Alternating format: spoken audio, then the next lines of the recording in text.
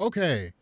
Hashtag early access provided by WB. Hashtag WB sponsored. Yes. Okay. I know I'm a little late to the game. I have been so busy. As I told you guys before, Warner Brothers flew myself and I know he hates being called Jyror, but I'm gonna call him that anyway. Jyror, flew all of us in like David Cage from Uncaged Games, like a whole bunch of us out to check out like a whole bunch of footage for the Lego DC Supervillains game. I don't know if you guys have played it. The game's been out since the 16th. It's pretty awesome. Like it's actually pretty sweet. Okay, so here's a cool thing. So one of my favorite parts of the whole game was Hub World. Now I liked it because I literally got to like just experiment with the characters and literally just like check out all these different characters, like run around and test out a whole bunch of things.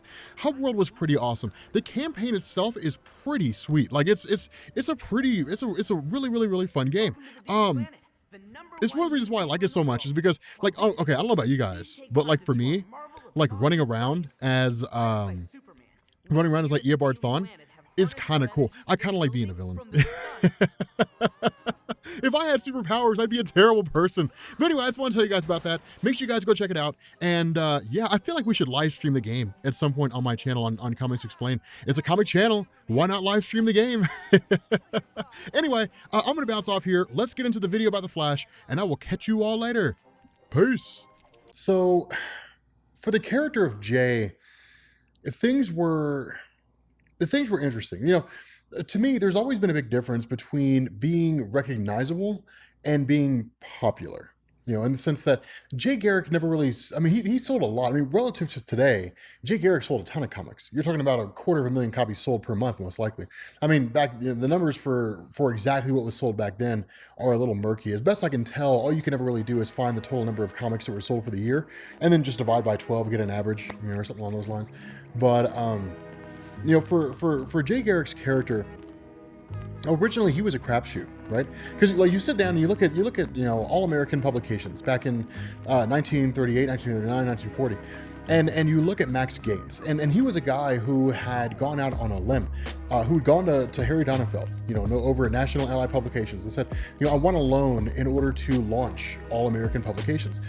And the hope was that it would succeed, but there was no guarantee that it would. And the guys over there knew what they were getting into. Max Gaines and Sheldon Mayer and all those guys, they knew what they were getting into. They knew that they were really going for broke. That if they launched their publication house and it didn't work, that Harry Donenfeld would write them off and they would probably never be able to get another gig, launching comics anywhere else, because they'd be considered failures. They'd be considered, a non-viable entity. Because one thing to bear in mind, this is an important thing to keep in mind, is that back then, by the time The Flash came out in 1940, you're talking about a genre that had been around for like 2 years. And so most companies out there considered it to be a trend, considered it to be a passing thing, that within 5 or 6 years, the comic books would have run their course, and that would be the end of it. And for the most part, they weren't totally wrong. They were actually kind of right in terms of predicting that. Of course, they didn't really predict the mid-1950s and Julius Schwartz and all them, but the fact remains that according to the stories that are told, you can take them for what they're worth, but according to the stories that were told, what you had Sheldon Mayer, who was the editor for All American Comics. You had Gardner Fox, and you had Harry Lampert, and the three of them were sitting around trying to find a way to launch a comic that would draw in readers, but would also basically say, like, we're All American Comics, we're All American Publications, and we're here to stay. Like, we're not going anywhere. And so they were essentially looking at like Superman, because remember, he was the template. Superman was a standard by which all other superheroes were drawn. And so the idea was to parcel out his powers. And so what they did is they looked at the various things that Superman was capable of, bullets bouncing off of him and more powerful than a locomotive and things like that. And they drew on speed. And they said, we want to create a character who's super fast. Now that's the stuff of legend. I mean, honestly, in this day and age, you would have had to be in the room in order to really know how that discussion unfolded, which is something that I'd be kind of curious to see. But regardless, by whatever manner and whatever means, it resulted in the creation of Jay Garrick. And so that came out of, or really, came to us in Flash Comics #1. Now, originally, the Flash comics were an anthology series. They were it was literally a 64-page book 13 pages of which contained stories about Jay Garrick. And that was one of the biggest issues that they had to deal with at the outset, was how to fill 13 pages with a guy who could move super fast. Because the one question that was probably asked right off the bat, and if not asked by Meyer and Fox and Lampert, certainly would have been asked by fans, is how is it that the fastest man alive doesn't just end his stories like that in the blink of an eye? What stops him from just like running in, grabbing the criminals, and then leaving? How can you fill up 13 pages? And so the first task was to do that in such a way that it was believable. And so what they did is they started out by of course giving us the origin story, which that was part and parcel. Back then, you basically had like a 3-point narrative when it came to publishing stories about comic book superheroes. You had the origin story, which is to say what happened that led them to gaining powers. You had the event whereby they trigger and become superheroes, and then you flesh out their supporting roster. And so with those three things kind of laid out, we first got his origin story. Of course, as most people know, or really those who know about Jay Garrick anyway, that he was basically just some kid who was working in a lab, and he essentially breathed in heavy water deuterium, something along those lines. And the result was that he passed out, and the professor came in, and he was freaking out. Oh my God, it's good. And that led to the professor taking him to the hospital, which led to Jay Garrick waking up and realizing he could run super fast. That goes into his actions of becoming a superhero, and that's where Joan Williams becomes so important. For Sheldon Meyer, when he looked at the superhero genre, one of the big issues he saw was that there was not a lot of forward thinking, right? When it came to women in comics, they were for the most part confined to your stereotypical role. They were confined to being like supporting characters, and that was it. Say what you want about Lois Lane, and there's a lot of history there. She's the first lady of comics, and she was the quintessential damsel in distress. Say what you want to about the character she was based off of, Torchy Blaine and so on and so forth. At the end of the day, she was always rescued by Superman. Then she would get herself in, it'd be, oh, Lois is in over her head, just like women do. They leap before they look, and then suddenly, she's on the edge of a rooftop and she gets pushed off by Lex Luthor, and Superman comes flying in and saves her. And because of that, there was really no, I guess there really didn't seem to be any emphasis on creating women in superhero comics that were worth a damn, to be honest. And so Sheldon Meyer walked away from that and said that's old hat thinking. And so Joan Williams was a total shift away from the Lois Lane standard, in the sense that when you got to the point in the story where Jay developed his powers, he tells Joan almost immediately. I mean, she's his girlfriend at the time, so I mean, he goes to try out for football, so on and so forth, gets the affections of Joan, but he basically tells Joan almost immediately, "I'm the Flash." And one of the first things she says, or at some point in the story, one of the things she says is that he's an idiot for using his powers to just play football. Like, why not use those powers to make the world a better place? If he's capable of so much, make the world better. And so she immediately shifted away from, oh, help me, Flash, help me, and turned into, you need to get your act together, which was actually a pretty forward-thinking idea. That's something that you wouldn't really see in terms of women taking on this empowerment role until you got to Wonder Woman, some year and a half, 2 years later. And so following that, Jay goes on to become the Flash. He basically dons this metal helmet that belonged to his father. There's some wings attached to it, and he becomes a fighter in Keystone City. Originally, it was in New York, but he basically becomes a fighter in Keystone. Now, this leads to Joan actually leaving. She ends up going off to Washington to work with her dad or something along those lines. Her father's kidnapped. She goes back to Keystone. She hits up Jay. Jay rescues her father. She moves back to Keystone, and they're a couple forever. And so following this, with Jay being, really with him being solidified in that fashion, there was definitely readership there. There was certainly an audience there. There was not a huge audience, but there was a big audience nonetheless. And when I say huge, I'm really using Superman and Batman as kind of the standard for what a popular hero was, because they stood the test of time. And when you're talking about them at their most popular, they were selling hundreds of thousands of comics a month. I mean, they were selling boatloads of comic books. It was absolutely insane. The sales of comics during the Golden Age will never get back to that point again. There'll never be a time in the United States, or really in the world, in human history, when we will ever reach the height of comic book sales the way we did in the Golden Age, because they were so new and they were so fresh. Nowadays, comic books are just a thing that's there, but back then it was a whole different beast. And so following this, Sheldon Meyer had this idea to try a team-based book, but in reality, the roster of All American publications it wasn't really big enough to hold its own, because again, Wonder Woman hadn't been introduced by this point. And you had like Green Lantern, you had the original Alan Scott, and you had a couple other characters here and there, but they weren't really name draws. But on the other side of the road, metaphorically, you had National Allied Publications, and they had Superman, and they had Batman, and they were creating Johnny Quick, as because of the Flash's popularity, they created Johnny Quick. Quality Comics created Quicksilver, Max Mercury. You had like all these different characters, that were coming out of the woodwork. And so Sheldon Meyer kind of, he alongside Gardner Fox orchestrated this kind of coming together, the first stage, and what would eventually turn into a merger between All American Publications and National Allied Publications. And this came in the form of a line of comics called All Star. And All Star was a quarterly comic, meaning it came out 4 times a year. And this basically saw the standout members of More Fun Comics and Adventure Comics on the National Allied side, and the All-American self-titled comic, All-American Comics, and Flash Comics being brought together. And when that happened, Jay Garrick was made like the leader of the team. And that was kind of designed to hit on Jay Garrick fans, who of course, were pretty substantial at that point in time. Not the biggest, but, pretty substantial in that point in time. And it was a way to basically say like, hey, here are all these superheroes fighting together. Now, JSA was resoundingly successful. I mean, there was no doubting the popularity of something like that, which is actually kind of interesting, because the whole concept of like a tried and true shared universe didn't really exist until Batman and Superman first crossed over in Superman Volume 1, number 75. And so when you're talking about moving things in that direction, and then, what would later become, DC Comics, basically saying, hey, look, Metropolis is here and Gotham's here, and they're on the same Earth, and they cross over and they meet and so on and so forth, that changed everything.